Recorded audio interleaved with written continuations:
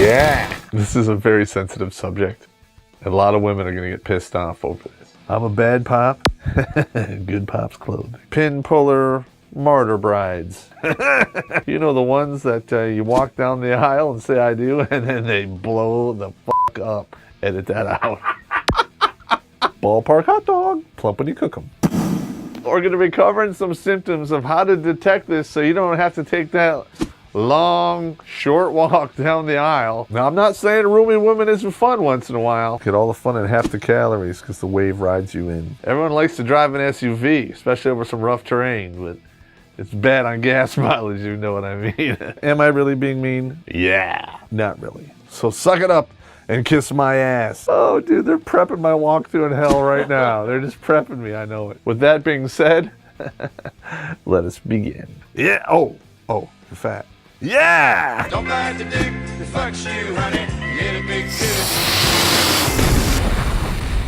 First, you have to look to the mother because you can expect to pretty much see a carbon copy. They learn the same nasty habits and they share the same genetic code. How funny is that? Look to see if the mother is suffering from Tyrannosaurus rexitis,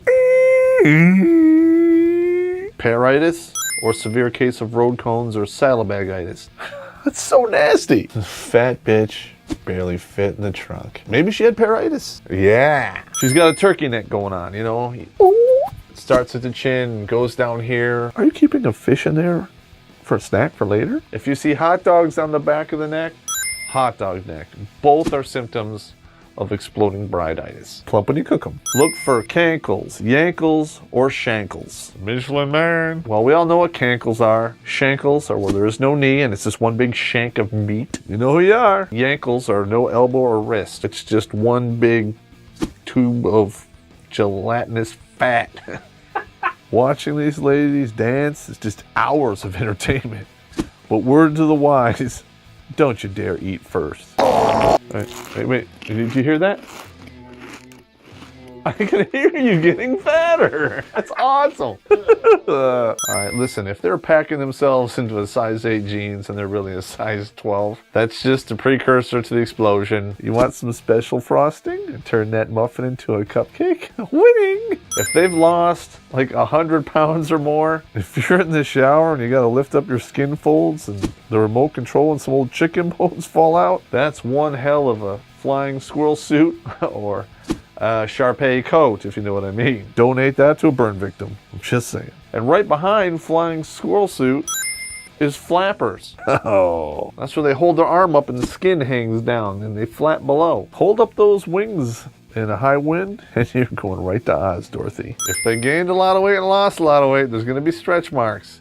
And a lot of times, you can guess their age by these tree rings too. Don't hate the player, hate the game. If only I could take a chainsaw to them. Now you can do a lot of exercise. You can wrap your waist, and you can go on all kinds of crazy fad diets, and you can lose a lot of weight. But a lot of times, you can't really do anything to unplumpify your fingers. Bummer. Shrinkers or saggers. You want to get some good dials and pegs, and not some old beagle ears or something that's pointing at the floor. I'm just saying. Either way, it's not good when you put a bunch of old shoe leather in your mouth. They're beagle ears, not Snoopy ears.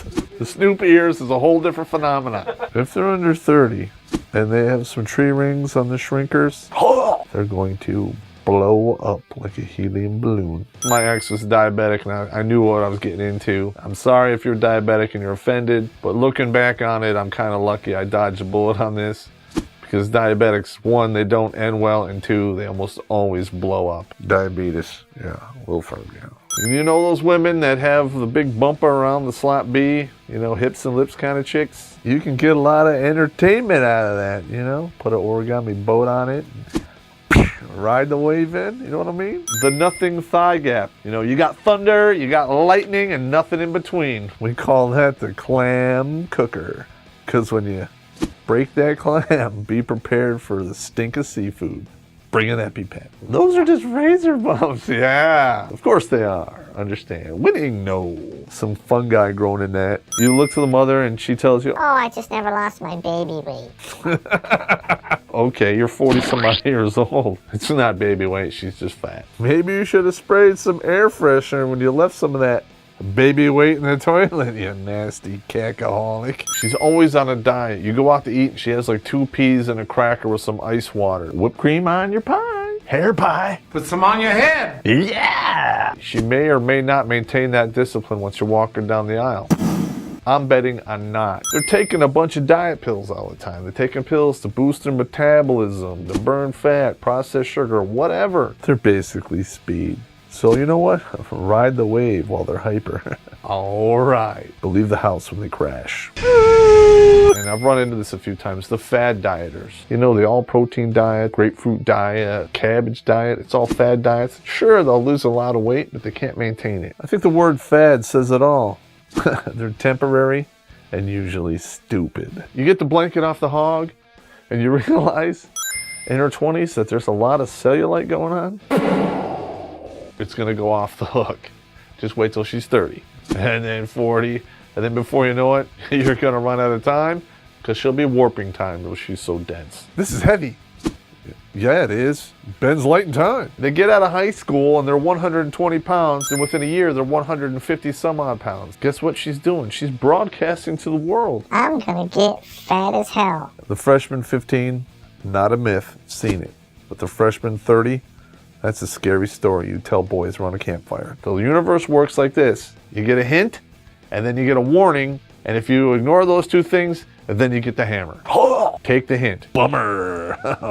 When they try to use your own pride against you, again, this goes along with the manipulation and the shaming, and they'll try to tell you that looks don't matter. You could not be more full of shit if you were just scarfing it out of the bowl, baby. So I walk up and say, hey, I'm a dishwasher and I make $7 an hour and I don't have a house or a car.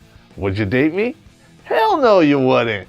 The only thing worse than being a shallow bitch is to pretend not to be. They use optical illusions to try to hide what's going on in that downstairs mix-up. You wear the tight shirt to show off the dials and pegs, but sooner or later, the curtain's gonna come back and we're gonna see all the dials and pulleys, and we're gonna go home with the rest of the crowd. I can hear you getting fatter. That's awesome. Listen, dudes, get up to speed. Read some of those magazines that talk about how they do this and get wise. Get all the fun and half the calories because the wave rides you in. And look, hey ladies, if you're getting upset with how I'm speaking, I'm sorry. It's a whole new year. You can send your hate mail to my ass, email at the bottom, and guess what? It's a normal sized ass. Globulous fat. This is one of the more scathing episodes I've done, so I'm expecting some spicy comments in my downstairs mix-up. And while you're at it, hit the subscribe button. And if you do, I'll give you some frosting for your muffin top. Winning!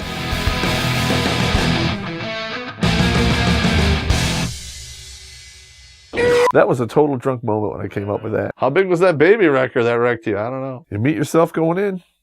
Warn yourself before you go in, and it never would have happened. If you're walking around with a hat size of 7.5 or bigger, guess what?